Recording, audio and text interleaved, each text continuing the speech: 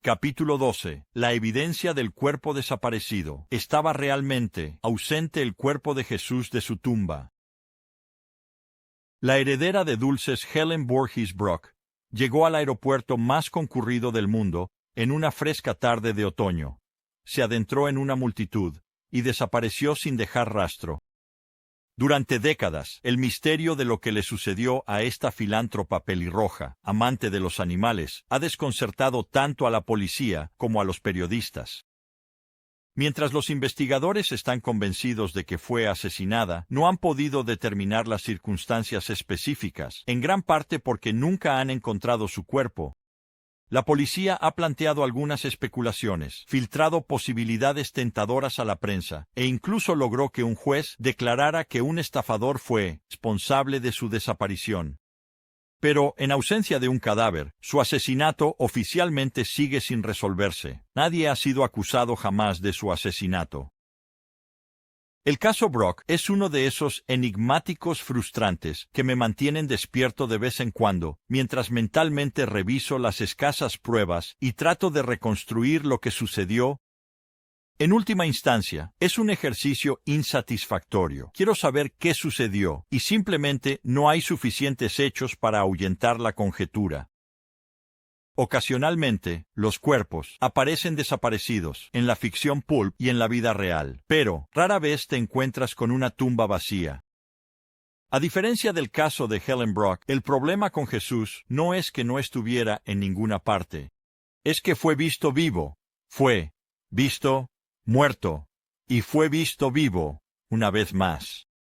Si creemos en los relatos del Evangelio, esto no es un asunto de un cuerpo desaparecido. No, es un asunto de que Jesús sigue vivo, incluso hasta el día de hoy. Incluso después de sucumbir públicamente a los horrores de la crucifixión tan gráficamente descritos en el capítulo anterior, la tumba vacía, como un símbolo perdurable de la resurrección, es la máxima representación de la afirmación de Jesús de ser Dios. El apóstol Pablo dijo en 1 Corintios 15, versículo 17, que la resurrección es el mismo eje central de la fe cristiana. Si los cristianos no han resucitado, su fe es inútil, aún están en sus pecados. El teólogo Gerald O'Collins lo expresó de esta manera: en un sentido profundo, los cristianos, sin la resurrección, no son simplemente cristianos sin su capítulo final. No son cristianos, en absoluto. La resurrección es la suprema vindicación de la identidad divina de Jesús, y su enseñanza inspirada es la prueba de su triunfo sobre el pecado y la muerte. Es el presagio de la resurrección de sus seguidores. Es la base de la esperanza cristiana. Es el milagro de todos los milagros. Sí, es cierto. Los escépticos afirman que lo que sucedió con el cuerpo de Jesús sigue siendo un misterio, similar a la desaparición de Helen Brock. No hay suficientes pruebas, dicen, para llegar a una conclusión firme. Pero otros afirman que el caso está efectivamente cerrado, porque hay pruebas concluyentes de que la tumba estaba vacía en esa primera mañana de Pascua. Y si quieres que alguien presente ese caso de manera convincente, tu mejor opción es visitar a William Lane Craig, ampliamente considerado como uno de los principales expertos del mundo en la resurrección. La 11ª entrevista. William Lane Craig, Ph.D., D.Th. Tuve una perspectiva inusual la primera vez que vi a Bill Craig en acción. Estaba sentado detrás de él mientras defendía a los cristianos ante una multitud de casi 8,000 personas, con innumerables otros escuchando en más de 100 estaciones de radio en todo el país. Como moderador de un debate entre Craig y un ateo seleccionado por el portavoz nacional de American Atheists, Inc., me maravillé mientras Craig construía educadamente, pero con poder, el caso a favor de los cristianos, al mismo tiempo que desmantelaba los argumentos a favor del ateísmo. Desde donde estaba sentado, podía ver las caras de las personas mientras descubrían, muchos por primera vez, que los cristianos pueden enfrentarse al análisis racional y al escrutinio riguroso. Al final, no hubo competencia. Entre aquellos que habían entrado al auditorio esa noche como ateos declarados, agnósticos o escépticos, un abrumador 82% salió concluyendo que el caso a favor de los cristianos había sido el más convincente. 47 personas entraron como no creyentes y salieron como cristianos. Los argumentos de Craig a favor de la fe eran tan persuasivos, especialmente en comparación con la escasez de evidencia para el ateísmo. Por cierto, nadie se convirtió en ateo. Así que, cuando volé a Atlanta para entrevistarlo para este libro, estaba ansioso por ver cómo respondería a los desafíos sobre la tumba vacía de Jesús. No había cambiado desde que lo vi unos años antes. Con su barba negra recortada, rasgos angulares y mirada cautivadora, Craig aún parece el papel de un académico serio. Habla en oraciones coherentes, nunca perdiendo el hilo de su pensamiento, siempre trabajando en una respuesta de manera metódica, punto por punto, hecho por hecho. Sin embargo, no es un teólogo seco. Craig tiene un entusiasmo refrescante por su trabajo. Sus ojos azul pálido brillan, mientras entrelaza proposiciones y teorías elaboradas. Puntúa sus oraciones con gestos de las manos que invitan a la comprensión y el acuerdo. Su voz modula desde una casi euforia sobre algún punto teológico arcano que le parece fascinante, hasta una sinceridad susurrante, mientras reflexiona sobre por qué algunos académicos resisten la evidencia que él encuentra tan convincente. En resumen, su mente está completamente comprometida, pero también su corazón, cuando habla de escépticos, está debatido. No lo hace con un tono arrogante o adversarial. Se toma la molestia de mencionar sus cualidades entrañables cuando puede. Este fue un orador maravilloso, aquel fue encantador durante la cena. En las sutilezas de nuestra conversación, siento que no está buscando aplastar a sus oponentes con sus argumentos. Él está sinceramente tratando de conquistar a las personas que cree que importan a Dios. Parece genuinamente perplejo por qué algunas personas no pueden o no quieren reconocer la realidad de la tumba vacía. Vestido con jeans azules, calcetines blancos y un suéter azul oscuro con un cuello de tortuga rojo, Craig se relajaba en un sofá floral en su sala de estar. En la pared detrás de él había un gran marco con una escena de Múnich. Fue allí, recién graduado con un máster en artes de la Trinity Evangelical Divinity School y un doctorado en filosofía de la Universidad de Birmingham, Inglaterra, donde Craig estudió la resurrección por primera vez mientras obtenía otro doctorado, en teología de la Universidad de Múnich. Más tarde, enseñó en la Trinity Evangelical Divinity School y luego se desempeñó como académico visitante en el Instituto Superior de Filosofía de la Universidad de Lovaina, cerca de Bruselas.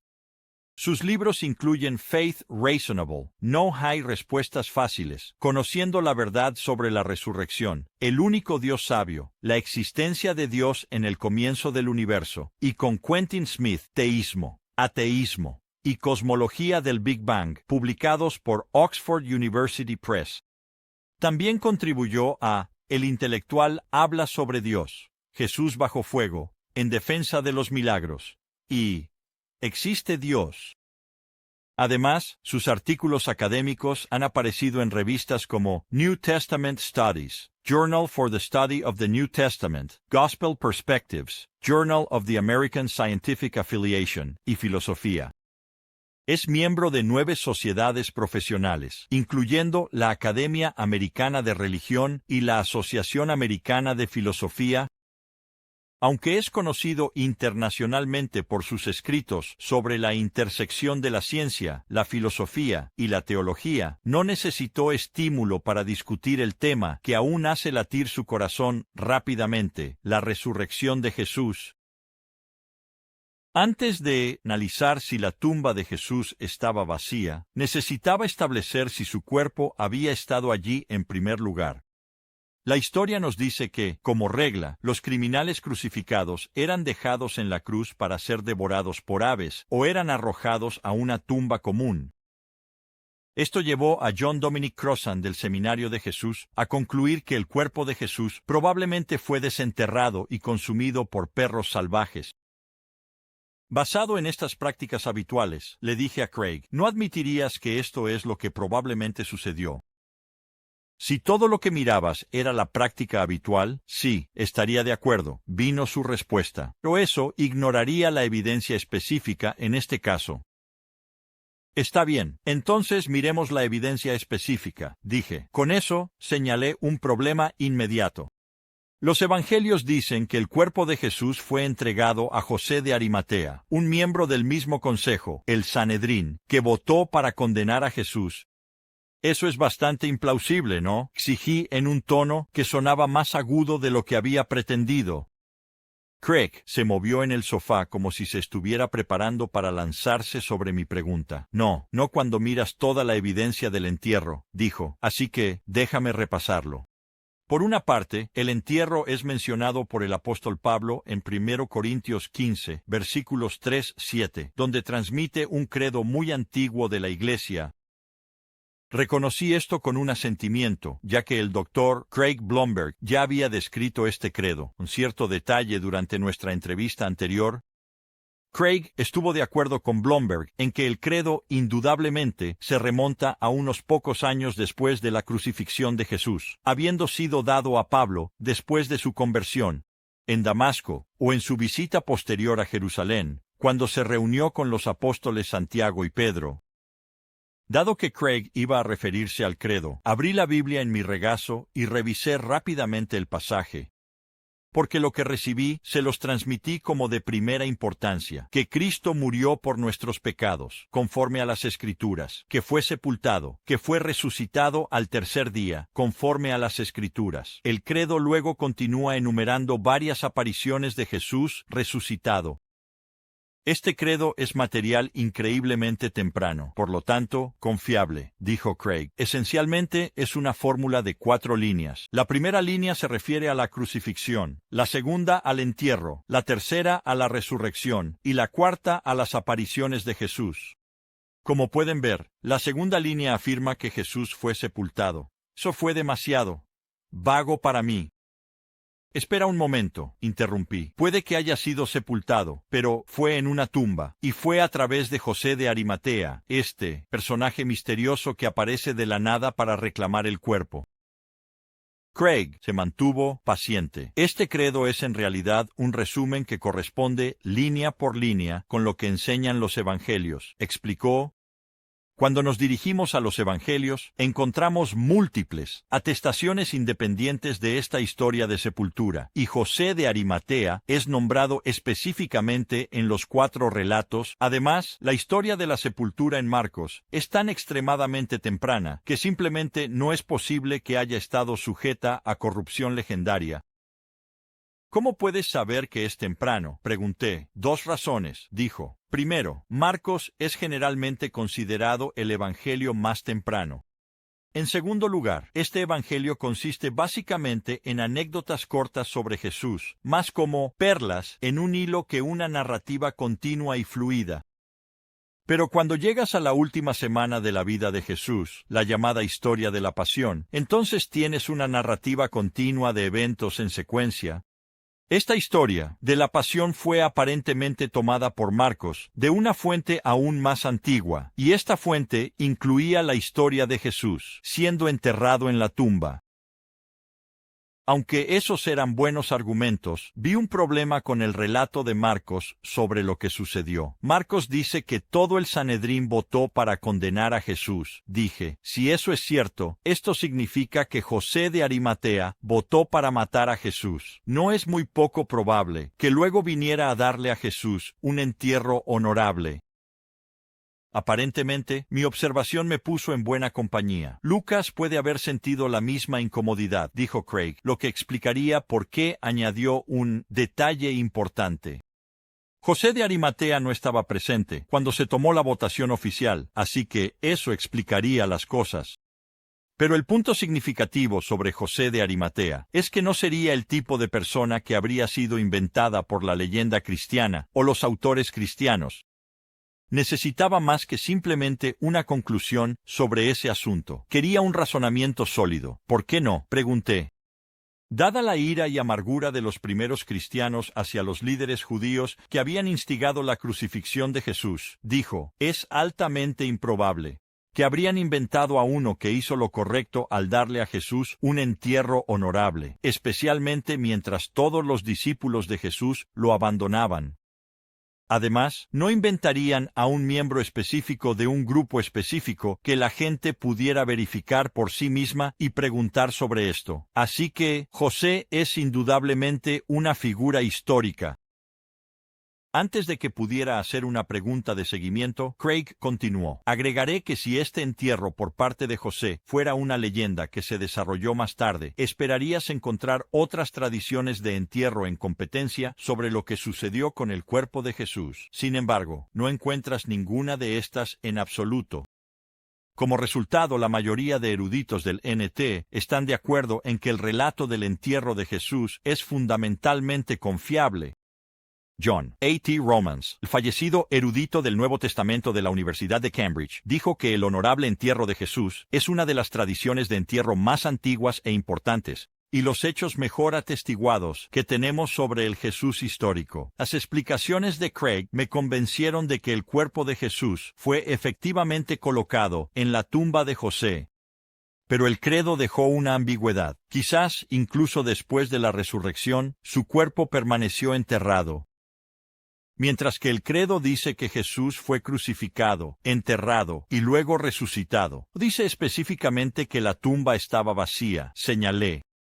No deja esto espacio para la posibilidad de que la resurrección fuera solo espiritual en naturaleza y que el cuerpo de Jesús aún estuviera en la tumba. El credo definitivamente implica la tumba vacía, contraatacó Craig. Verás, los judíos tenían un concepto físico de resurrección. Para ellos, el objeto principal de la resurrección eran los huesos del difunto, ni siquiera la carne, que se pensaba que era perecedera. Después de que la carne se descompusiera, los judíos recogían los huesos de sus difuntos y los ponían en cajas para ser preservados hasta la resurrección al final del mundo, cuando Dios resucitaría a los justos muertos de Israel y se reunirían en el reino final de Dios. A la luz de esto, habría sido simplemente una contradicción de términos para un judío temprano decir que alguien fue resucitado de entre los muertos, pero su cuerpo aún quedó en la tumba. Así que, cuando este credo de los primeros cristianos dice que Jesús fue enterrado y luego resucitado al tercer día, está diciendo implícitamente, pero de manera bastante clara, que se dejó una tumba vacía. Habiendo escuchado evidencia convincente de que Jesús había estado en la tumba, parecía importante saber cuán segura estaba su tumba de influencias externas. Cuanto más estricta era la seguridad, menos probable era que el cuerpo hubiera sido manipulado. ¿Qué tan protegida estaba la tumba de Jesús?, pregunté. Craig procedió a describir cómo lucía este tipo de tumba, según lo que los arqueólogos han podido determinar a partir de excavaciones de sitios del primer siglo. Había una ranura inclinada que conducía a una entrada baja, y una gran piedra en forma de disco se rodaba por esta ranura y se colocaba en su lugar frente a la puerta, dijo, usando sus manos para ilustrar lo que decía. Luego se usaba una piedra más pequeña para asegurar el disco. Aunque sería fácil rodar este gran disco por la ranura, se necesitarían varios hombres para volver a rodar la piedra hacia arriba para reabrir la tumba. En ese sentido, era bastante segura. Sin embargo, también estaba custodiada la tumba de Jesús. Sabía que algunos escépticos han intentado sembrar dudas sobre la creencia popular de que la tumba de Jesús estaba cuidadosamente vigilada las 24 horas por soldados romanos altamente disciplinados, quienes enfrentaban la muerte si fallaban en su deber. ¿Estás convencido de que había guardias romanos?, pregunté. Solo Mateo informa que se colocaron guardias alrededor de la tumba, respondió. Pero, en cualquier caso, no creo que la historia de la guardia sea un aspecto importante de la evidencia de la resurrección. Por un lado, está demasiado disputado por la erudición contemporánea. Encuentro que es prudente basar mis argumentos en evidencia que sea más ampliamente aceptada por la mayoría de los académicos. Así que, la historia de la guardia es mejor dejarla de lado. Me sorprendió su enfoque. ¿No debilita eso tu caso?, pregunté. Craig sacudió la cabeza. Francamente, la historia de la guardia pudo haber sido importante en el siglo XVIII, cuando los críticos sugerían que los discípulos robaron el cuerpo de Jesús. Pero nadie defiende esa teoría hoy en día, respondió. Cuando lees el Nuevo Testamento, continuó, no hay duda de que los discípulos creían sinceramente en la verdad de la resurrección. La idea de que la tumba vacía es el resultado de alguna broma, conspiración o robo se descarta simplemente hoy en día, así que la historia de la guardia se ha vuelto algo incidental. Aún así, me interesaba saber si había alguna evidencia que respaldara la afirmación de Mateo sobre los guardias. Aunque entendí la razón de Craig para dejar de lado el tema, seguí adelante preguntando si había alguna buena evidencia de que la historia de la guardia es histórica. Sí, la hay, dijo. Piensa en las afirmaciones y contraafirmaciones sobre la resurrección que se intercambiaron entre los judíos y los cristianos en el primer siglo. La proclamación inicial de los cristianos fue: Jesús ha resucitado. Los judíos respondieron: los discípulos robaron su cuerpo. A esto, los cristianos dijeron: pero los guardias en la tumba habrían prevenido tal robo. Los judíos respondieron: pero los guardias en la tumba se durmieron. A eso, los cristianos respondieron: no, los judíos sobornaron a los guardias para que dijeran que se durmieron. Ahora, si no hubiera habido guardias, el intercambio habría sido así. En respuesta a la afirmación de que Jesús ha resucitado, los judíos dirían: no, los discípulos robaron su cuerpo. Los cristianos responderían: pero los guardias habrían prevenido el robo. Entonces, la respuesta de los judíos habría sido: ¿qué guardias? Estás loco, no había guardias. Sin embargo, la historia nos dice que eso no es lo que dijeron los judíos. Esto sugiere que los guardias fueron históricos, y que los judíos lo sabían. Inventaron la historia absurda de que los guardias dormían, mientras los discípulos tomaban el cuerpo. Una vez más, una pregunta persistente me llevó a intervenir. Parece haber otro problema aquí, dije, pausando mientras intentaba formular mi objeción de la manera más sucinta posible. ¿Por qué las autoridades judías habrían puesto guardias en la tumba en primer lugar, si estaban anticipando una resurrección, o que los discípulos fingieran una? Esto significaría que tenían un mejor entendimiento de las predicciones de Jesús sobre su resurrección que los discípulos. Después de todo, los discípulos estaban sorprendidos por todo esto. Has tocado un punto ahí, concedió Craig. Sin embargo, tal vez pusieron los guardias allí para prevenir cualquier tipo de robo en la tumba u otras perturbaciones durante la Pascua. No lo sabemos. Es un buen argumento. Reconozco que tiene toda su fuerza, pero no creo que sea insuperable. Sí, pero plantea algunas preguntas sobre la historia de los guardias. Además, me vino a la mente otra objeción. Mateo dice que los guardias romanos informaron a las autoridades judías, dije, pero ¿no parece poco probable, ya que eran responsables ante Pilato? Una ligera sonrisa apareció en el rostro de Craig. Si miras con atención, dijo, Mateo no dice que los guardias sean romanos. Cuando los judíos van a Pilato y piden un guardia, Pilato dice: tienes un guardia. Ahora, quiere decir: está bien, aquí tienes un destacamento de soldados romanos. O quiere decir: tienes tus propios guardias del templo, úsalos. Los eruditos han debatido si era o no un guardia judío. Inicialmente estaba inclinado, por la razón que mencionaste, a pensar que el guardia era judío. Sin embargo, he reconsiderado eso, porque la palabra que Mateo usa para referirse a los guardias a menudo se utiliza en relación con los soldados romanos, en lugar de solo oficiales del templo. Y recuerda, Juan nos dice que fue un centurión romano quien llevó a los soldados romanos a arrestar a Jesús bajo la dirección del liderazgo judío. Así que, hay un precedente para que los guardias romanos informen a los líderes religiosos judíos. Parece plausible que también pudieran estar involucrados en la custodia de la tumba. Sopesando la evidencia, me sentí persuadido. Los guardias estuvieron presentes, pero decidí dejar de lado la línea de cuestionamiento, ya que Craig no se basa en la historia del guardia de todos modos. Mientras tanto, estaba ansioso por confrontar a Craig con lo que parece ser el argumento más persuasivo en contra de la idea de que la tumba de Jesús estaba vacía en la mañana de Pascua. A lo largo de los años, los críticos de los cristianos han atacado la historia de la tumba vacía, señalando discrepancias aparentes entre los relatos evangélicos. Por ejemplo, el escéptico Charles Templeton dijo, las 4 descripciones de los eventos difieren tan marcadamente, en tantos puntos que, con toda la buena voluntad del mundo, no se pueden reconciliar. Tomada al pie de la letra, esta objeción parece penetrar en el corazón de la fiabilidad de las narrativas de la tumba vacía. Considera este resumen del Dr. Michael Mark de la Universidad de Boston, que le leí a Craig esa mañana. En Mateo, cuando María Magdalena y la otra María llegaron hacia el amanecer a la tumba, hay una roca frente a ella, hay un violento terremoto, y un ángel desciende y remueve la piedra. En Marcos, las mujeres llegan a la tumba al amanecer, y la piedra ya había sido removida. En Lucas, cuando las mujeres llegan al amanecer temprano, encuentran que la piedra ya había sido removida. En Mateo, un ángel está sentado sobre la roca fuera de la tumba, y en Marcos, un joven está dentro de la tumba. En Lucas, hay 2 hombres dentro. En Mateo, las mujeres presentes en la tumba son María Magdalena y la otra María.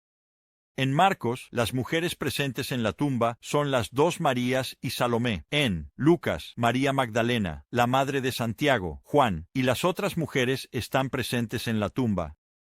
En Mateo, las 2 Marías corren de la tumba con gran miedo y alegría. Corren a contarles a los discípulos y se encuentran con Jesús en el camino. En Marcos, ellas salen corriendo de la tumba con miedo y no dicen nada a nadie. En Lucas, las mujeres informan la historia a los discípulos, quienes no les creen, y no hay indicio de que se encuentren con Jesús. Y le dije a Craig que Marcos señala que Juan entra en conflicto con gran parte de los otros 3 evangelios.